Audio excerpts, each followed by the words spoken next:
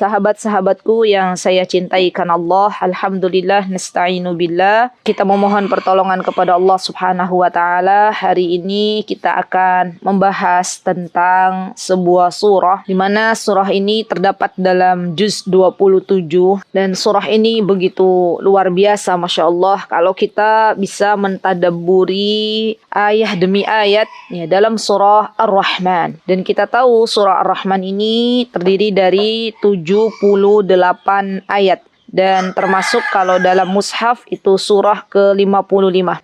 Baik, kita mulai belajar ya, kita akan lihat bersama bahwa surah Ar-Rahman ini teman-teman adalah surah yang Allah Subhanahu wa taala turunkan sebelum hijrah Nabi kita Muhammad sallallahu alaihi wasallam. Jika kita tahu bahwa surah Ar-Rahman ini adalah surah yang diturunkan oleh Allah Subhanahu wa taala sebelum hijrah Nabi kita Muhammad sallallahu alaihi wasallam, artinya surah Ar-Rahman ini adalah surah Makkiyah. Walaupun ada sebagian ulama yang mengatakan bahwa sebagian surah Ar-Rahman adalah Madaniyah. Namun pendapat yang terkuat mengatakan bahwa ternyata surah Ar-Rahman itu adalah surah Makkiyah dengan beberapa alasan. Di antaranya surah ini diturunkan teman-teman, asbabun nuzulnya. Kita ingat ya, kalau misalnya ada yang melatar belakangi turunnya sebuah ayat, itu namanya asbabun nuzul. Tapi kalau dalam hadis itu namanya asbabul wurud. Nah, yang melatar belakangi terjadinya atau adanya surah Ar-Rahman ini, kejadian yang melatar belakangi adalah ketika surah Ar-Rahman ini diturunkan kepada Rasulullah sallallahu alaihi wasallam ya di kota Mekah, adanya sebuah pengingkaran dari orang-orang Quraisy. Jadi orang-orang Quraisy ketika itu mereka mengingkari nama Ar-Rahman untuk Allah Subhanahu wa taala. Jadi nama Ar-Rahman itu mereka tidak pernah dengar. Mereka mendengar nama Allah Subhanahu wa taala selain Ar-Rahman. Namun untuk Ar-Rahman ini mereka tidak mau mengakuinya. Mereka mengingkarinya. Dan kita tahu teman-teman bahwa orang-orang Mekah ya mereka juga percaya kepada Allah Subhanahu wa taala, Allah zat yang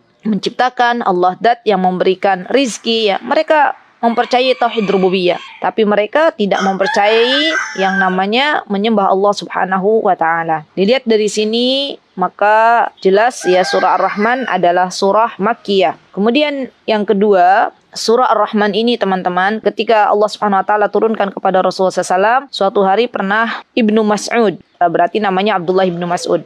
Beliau membacakan surah Ar-Rahman ini di halayak ramai ya, di depan orang-orang Quraisy waktu itu, karena memang Ibnu Mas'ud ini subhanallah seorang yang Allah berikan kelebihan ahli Al-Quran dan juga keberanian ya, Masya Allah. Pada zamannya waktu itu tidak ada seorang pun yang mau membaca Al-Quran di depan halayak ramai karena pasti tahu resikonya. Resikonya akan mendapatkan sesuatu yang tidak baik dari kalangan orang-orang kafir Quraisy ya. Tapi subhanallah Ibnu Mas'ud menjadi seorang sahabat yang sangat-sangat berani. Beliau membacakan surah Ar-Rahman ya di depan Ka'bah waktu itu, dan betul apa yang sudah diprediksi oleh para sahabat-sahabatnya bahwa ketika Ibnu Mas'ud itu membacakan sebuah ayat yaitu surah Ar-Rahman, maka yang terjadi kepada Ibnu Mas'ud ya, Ibnu Mas'ud dipukuli sampai akhirnya diselamatkan oleh para sahabat ya. Dan pukulan itu berbekas di wajahnya Ibnu Mas'ud. Subhanallah ya teman-teman, ini menunjukkan bahwa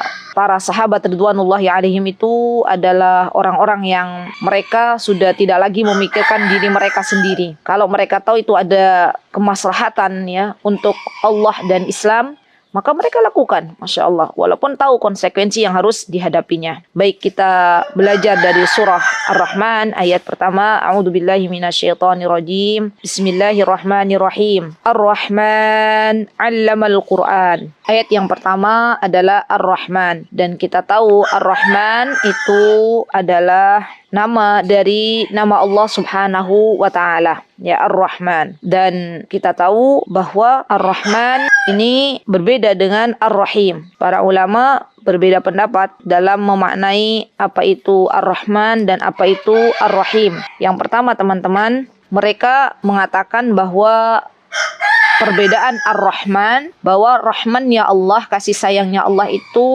mencakup kepada seluruh makhluk, baik itu orang-orang yang beriman ataupun orang-orang yang tidak beriman ya. Ar-Rahman lebih luas daripada Ar-Rahim. Dan Ar-Rahim sendiri maknanya teman-teman itu lebih khusus. Hanya Allah Subhanahu wa taala berikan rahimnya Allah kepada orang-orang yang beriman saja. Allah Subhanahu wa taala berikan rahimnya. Ulama yang berpendapat bahwa Ar-Rahim ini adalah kasih sayang Allah yang khusus diberikan kepada orang-orang beriman, mereka mengambil sebuah ayat dari surah Al-Ahzab ketika Allah Subhanahu wa taala berfirman, "Wa kana bil mu'minina rahima." Ya, ketika Allah Subhanahu wa taala zat yang maha penyayang kepada orang-orang yang beriman.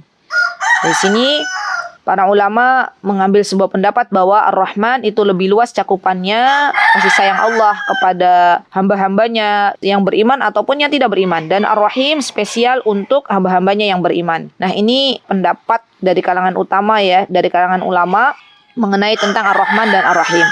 Ada juga pendapat ya dari Imam Ibnul Qayyim rahimahullahu ta'ala. Beliau mengatakan bahwa perbedaan antara Ar-Rahman dan Ar-Rahim itu bukan kepada siapanya Allah memberikan kasih sayang. Tapi lebih dari itu, yang membedakan antara Ar-Rahman dan Ar-Rahim, maka kata Imam Ibnu Qayyim itu berkaitan erat dengan sifatnya Allah Subhanahu wa taala. Beliau mengatakan teman-teman bahwa Ar-Rahman itu adalah sifat dzatiyahnya Allah Subhanahu wa taala. Kalau teman-teman belajar masalah sifat, kita akan mengetahui sifat Allah itu ada sifat dzatiyah, ada sifat fi'aliyah. Teman-teman yang masih muda nih, ya baik itu dari Tajul Waqar ataupun dari Taubah Institute, mumpung masih muda, ya belajar lagi tentang kaidah-kaidah asma wa sifat. Dan di antara buku yang recommended yang boleh dipakai oleh teman-teman itu ada buku namanya Qawaidul Musla atau Kitab Aqidah Wasithiyah. Di situ nanti dijelaskan oleh para muallif bahwa yang namanya sifat Allah itu terbagi menjadi dua. Ada sifat dzatiyah, ada sifat fi'aliyah. Nah, Ar-Rahman ya Allah itu adalah sifat dzatiyah, sifat yang melekat pada Allah Subhanahu wa taala. Dan Ar-Rahim ya Allah itu sifat fi'aliyah, yaitu rahmatnya Allah Azza wa Jalla yang Allah berikan kepada makhluknya. Jadi perbuatannya Allah Subhanahu wa ta'ala. Ini yang dimaksud dengan sifat fi'aliyah. Baik, kemudian Allah Subhanahu wa taala menjelaskan dalam ayat yang kedua, Allamal Qur'an. Allamal Qur'an, yang dimaksud dengan ayat Allamal Qur'an di sini bahwa Allah Subhanahu wa taala yang telah mengajarkan Al-Qur'an kepada kita semuanya. Subhanallah. Dan ini merupakan nikmat dari Allah Subhanahu wa taala. Ya. Allah yang Maha Baik telah menjadikan Al-Qur'an ini sebagai mukjizat terbesar Nabi kita Muhammad sallallahu alaihi wasallam. Dan Allah berikan Al-Quran ini menjadi petunjuk bagi kita hamba-hambanya untuk senantiasa berada dalam keridhoannya, untuk senantiasa berada dalam jalan yang lurus. Nah, karena panduan kita sebagai orang-orang yang beriman adalah Al-Quran dan Sunnah. Al-Quran ini teman-teman Allah turunkan untuk bisa diambil manfaatnya, dijadikan sebuah panduan bagi orang-orang beriman, karena semua problem, semua masalah itu solusinya ada di dalam Al-Quran. Di teman-teman, kalau teman-teman mentadabburi ya isi dari Al-Quranul Karim, isi kandungannya, maka kita akan mendapati semua masalah yang ada di dunia ini, semua problem itu semuanya ada di dalam Al-Quranul Karim. Ya Masya Allah. Maka Allah Subhanahu wa ta'ala yang telah mengajarkan Al-Quran. Dan ini sebagai bentuk ya kasih sayang Allah Subhanahu wa ta'ala kepada hamba-hambanya. Barang siapa yang Allah dekatkan dengan Al-Quran, maka Allah berikan kebahagiaan baginya di dunia dan di akhirat. Dan barang siapa yang berusaha untuk menjauh dari Al-Quran, maka Allah akan berikan kepadanya kehidupan yang sempit. Ya, Allah akan berikan kepadanya kehidupan yang sulit. Jadi kita itu teman-teman sebenarnya yang butuh dengan Al-Quran. Kalau kita ingin hidup kita bahagia, maka jangan menjauh dari Al-Quran. Tetap mendekat kepada Al-Quran. Al-Quran dibaca, Al-Quran ditadabburi, dan Al-Quran diamalkan. Ya. Karena itu yang akan memberikan kebahagiaan untuk kehidupan kita. Tidak ada jalan kebahagiaan yang bisa kita raih teman-teman dengan bermaksiat kepada Allah Subhanahu wa ta'ala. Jalan kebahagiaan yang akan kita raih adalah ketika kita dekat dengan Allah Subhanahu wa ta'ala. Dan kita tahu bahwa Al-Quran itu akan memberikan kemuliaan kepada siapapun yang berada dengannya. Kita tahu bahwa Allah Subhanahu wa ta'ala memuliakan kota Mekah ya dibandingkan dengan kota-kota lainnya karena di sanalah Al-Qur'an turun. Dan kita tahu malaikat Jibril alaihissalam adalah malaikat yang Allah pilih untuk menjadi pimpinannya para malaikat karena Al-Qur'an diturunkan melalui malaikat Jibril. Dan kita tahu Nabi kita Muhammad SAW adalah nabi yang merupakan utusan Allah Subhanahu wa taala yang dipilih oleh Allah, yang dicintai oleh Allah karena Al-Qur'an diturunkan kepadanya. Begitu pula hati seorang hamba, manakala Allah Subhanahu wa taala memberikan kepadanya Al-Qur'an, maka hati tersebut telah dimuliakan oleh Allah Subhanahu wa taala. Bagi siapapun di antara kita yang sudah lama tidak membaca Al-Qur'an, yang sudah lama tidak mentadabburi Al-Qur'an, saatnya kita kembali kepada Allah Subhanahu wa taala. Raih kebahagiaan dengan berdekatan dengan Al-Qur'an. Raih kebahagiaan dengan kita bersama-sama mentadabburi Al-Qur'an. Karena sesungguhnya Al-Quran ini adalah rizki termahal untuk kita hamba Allah Subhanahu wa ta'ala. Baik, kemudian yang ketiga, Allah Subhanahu wa ta'ala berfirman dalam surah Ar-Rahman, khalaqal insan. Allah Subhanahu wa ta'ala zat yang maha menciptakan. Al-insan di sini karena al di sini adalah al-istighraqiyah, maka kita tahu bahwa al di sini menunjukkan umum ya dan menunjukkan semua manusia. Subhanallah, jadi teringat kemarin siang ya, sekitar anak-anak pada mau pulang di satu ini.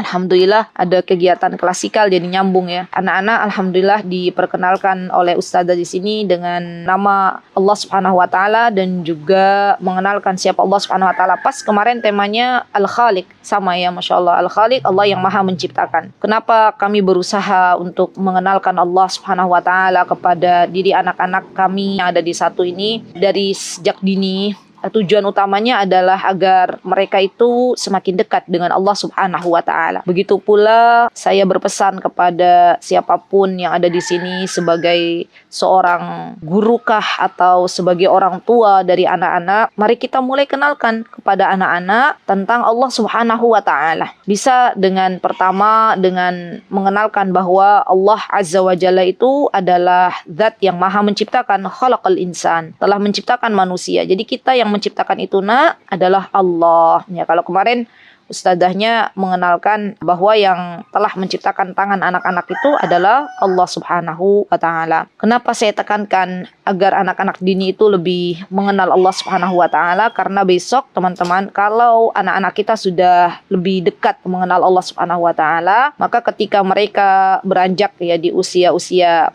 balik, adanya beban syariat yang Allah telah titipkan kepada anak-anak kita, mereka biidnillahi ta'ala dengan ringannya akan menerima ya semua apa yang dibebankan kepada mereka. Karena mereka paham bahwa selama ini Allah yang telah menciptakan, yang telah memberikan banyak nikmat. Maka sebagai tanda syukurnya adalah dengan salat misalnya. Sebagai tanda syukurnya adalah dengan membaca Al-Quran. Sebagai tanda syukurnya adalah dengan berpuasa. Nah, ini yang saat ini hilang dari dalam diri anak-anak kita. Anak-anak kita berikan sebuah kesempatan untuk belajar salat, tapi lebih didahulukan bagaimana belajar salatnya, bagaimana bacaan salatnya, bagaimana gerak-gerakan salat tanpa kita ajarkan kenapa engkau harus salat, untuk apa engkau salat, apa keutamaan. Kalau anak-anak kita dari kecil teman-teman hanya diajarkan rutinitasnya saja, gerakannya saja, maka jangan salah kalau anak-anak kita ruhnya kosong ya. Kalau terjadi akhirnya banyak ibu-ibu tuh yang kalau pas waktu azan ya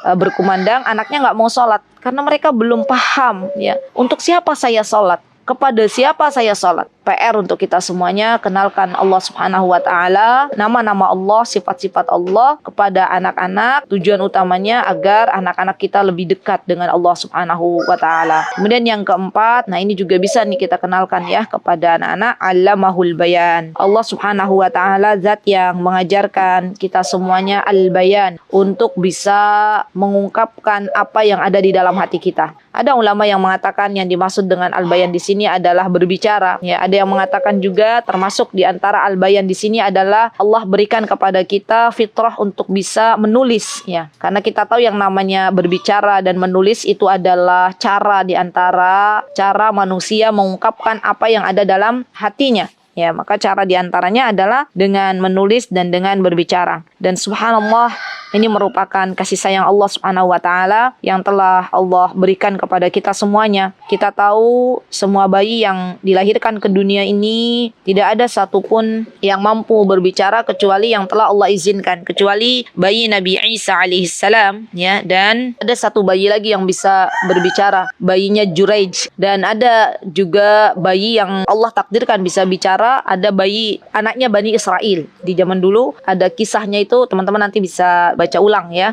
Nah, selain tiga itu Allah jadikan semuanya lahir ke dunia ini dalam keadaan tidak bisa berbicara. Siapa yang mengajarkan berbicara? Allah.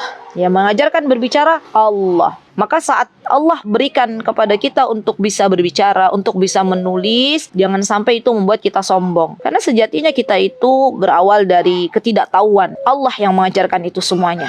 Bukan karena kemampuan kita bisa belajar public speaking misalnya, kemudian akhirnya kita bisa berbicara dengan bagus. Bukan. Semata-mata bukan hanya itu. Tapi Allah yang mengajarkan kita untuk bisa berbicara ataupun menulis. Baik, kemudian Allah Subhanahu wa taala berfirman di ayat yang kelima, Asy-syamsu wal qamaru bihusban, bahwa matahari dan bulan itu kata Allah Subhanahu wa taala beredar menurut perhitungan. Ya, subhanallah, di antara nikmat yang Allah Subhanahu wa taala berikan kepada kita, ya, nikmat-nikmat yang tadi sudah kita ketahui, nikmat Al-Qur'an, nikmat kita diciptakan, nikmat kita diberikan kesempatan untuk bisa berbicara, juga nikmat Allah berikan matahari dan bulan. Subhanallah. Dan kita tahu ketika Allah Subhanahu wa taala telah memberikan kepada kita matahari, Masya Allah, itu banyak sekali manfaatnya. Dan kita tahu ketika Allah Subhanahu wa taala berikan kepada kita bulan, juga banyak sekali manfaatnya yang bisa kita dapatkan, Masya Allah. Dan husbana di sini sebagian ulama mengatakan bahwa arti dari husbana itu adalah berputar pada porosnya. Jadi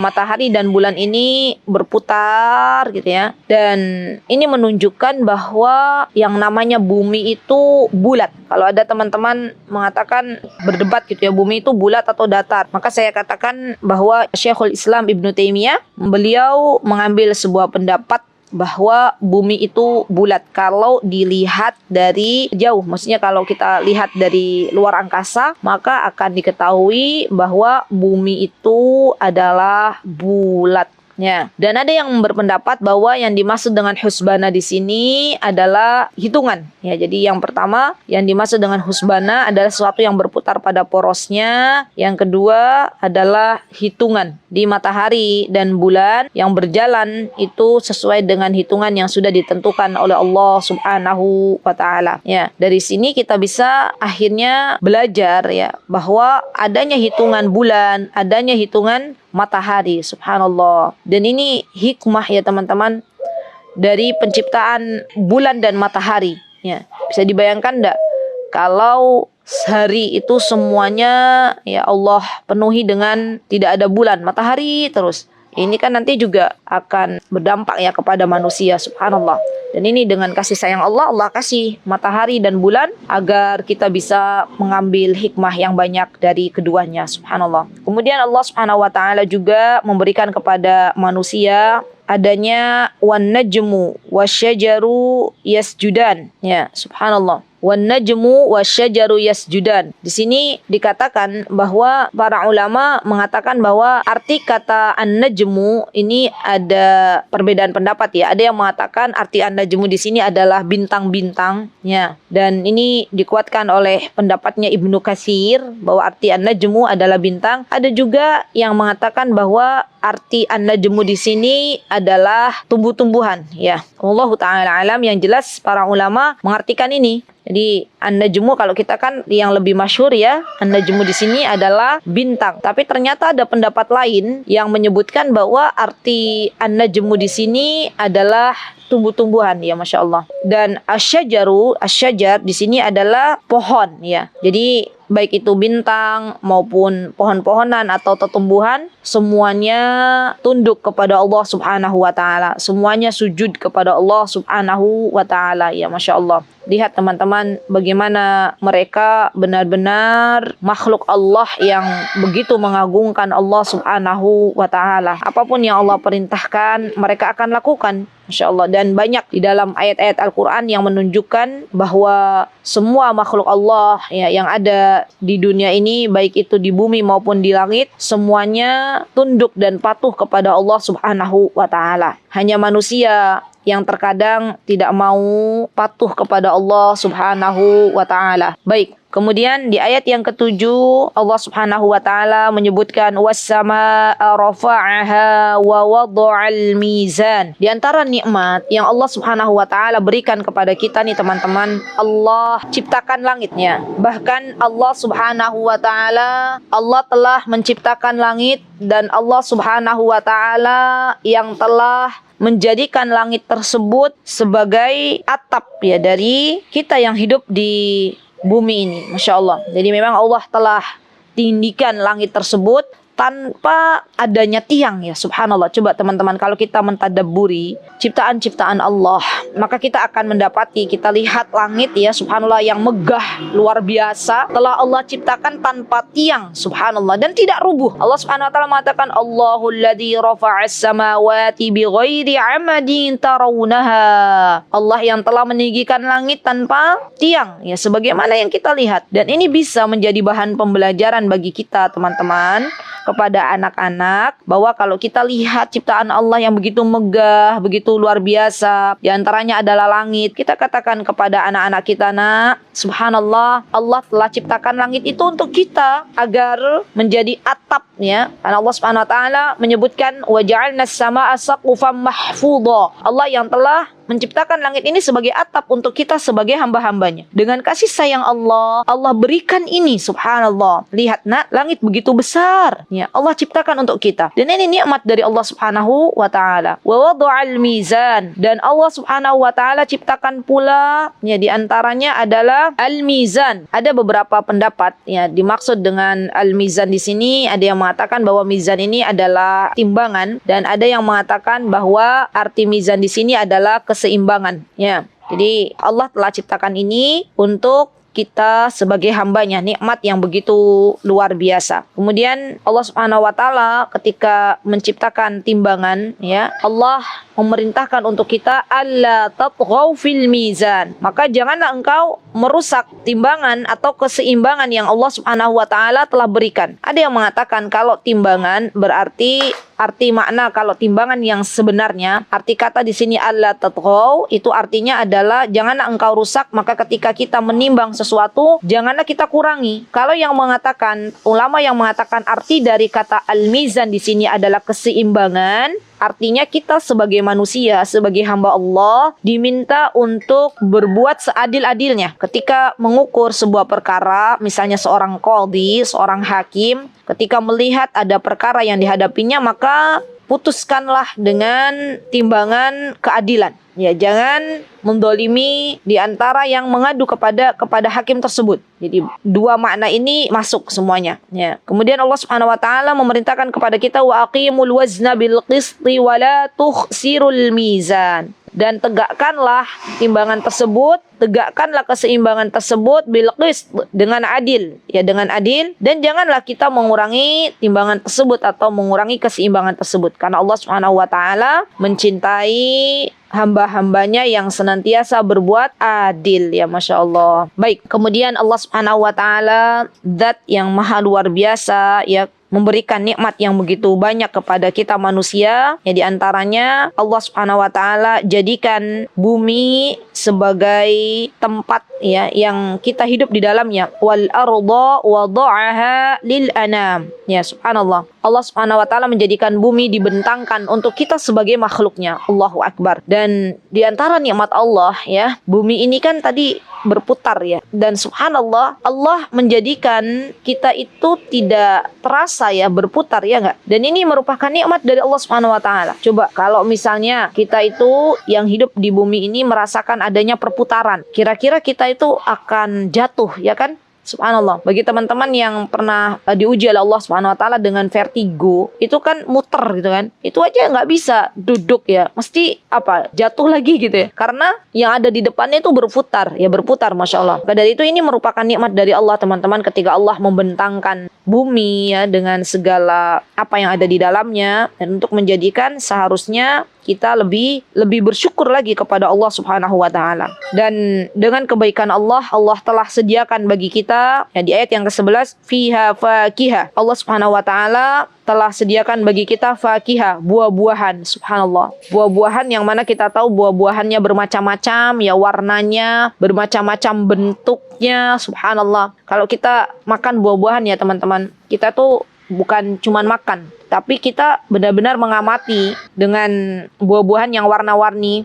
Itu semuanya Allah yang menciptakan. Subhanallah. Warna-warna yang begitu mempesona, bentuk-bentuk yang luar biasa, Masya Allah. Semuanya itu dari Allah untuk kita ya, sebagai makhluknya. Boleh sesekali kita ajak anak-anak kita ya ke tempat orang yang jual buah, dan kita katakan kepada anak-anak kita, di situ kita belajar ya. Karena belajar itu bukan hanya di kelas ya, tempat belajar anak-anak kita tuh di semua tempat. Jika ada waktu kesempatan kita untuk bisa memberikan sebuah pelajaran yang baik, maka kita berikan. Kita katakan kepada anak-anak kita, nak lihat ya, biasanya kan di tukang buah tuh banyak buah berwarna-warni gitu kan, berbagai macam bentuk. Kita katakan kepada anak-anak kita, lihat nak, Masya Allah, lihat nak, Subhanallah, buahnya indah banget, lihat buahnya macam-macam, Allahu Akbar, ini luar biasa, ini loh Allah kasih nih untuk kita. Ada yang warna merah, ada yang warna kuning, ada yang warna oranye, semuanya Allah kasih, Masya Allah. Terus kita beli buah, kemudian kita ini juga sampai rumah kita ajarkan juga kepada anak-anak. Nih, kalau di antara kesukaan anak-anak kami tuh buah manggis biasanya. Nih lihat nih,